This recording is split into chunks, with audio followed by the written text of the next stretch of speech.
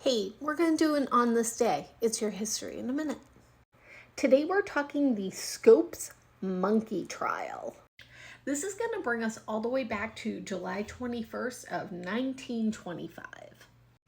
So 100 years ago. You're going to have to keep reminding yourself that we're talking about 100 years ago, not right now, sadly. So a teacher was found guilty for teaching evolution, and it became one of the most famous trials in U.S. history.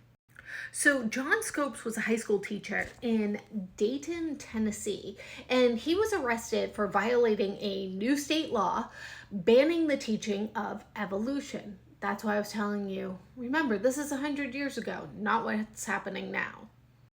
And yes, back then this happened. Teaching Darwin's theory was illegal. So this trial turned into a national spectacle, and two of the biggest names in the country faced off. That was Clarence Darrow, he was defending Scopes, and William Jennings Bryan, and he was a three-time presidential candidate who was arguing for creationism. Now, the courtroom was packed.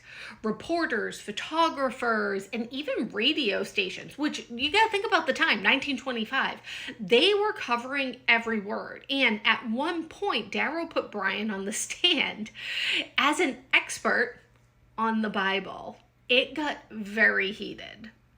So on July 21st of 1925, the jury found Scopes guilty and he was fined $100, but the verdict was later overturned on a technicality. Still, the trial sparked, a national conversation about science, religion, and education that is continuing today. So what became known as the monkey trial, it wasn't just about that one guy. It was about whether schools should teach science that challenges religious beliefs. And it's still referenced today whenever science and education are under fire. So your wrap up really is a teacher, a courtroom, a country divided, all over evolution. And that's an argument that's still shaping what's happening in this country today. And again, this has been your History in a Minute.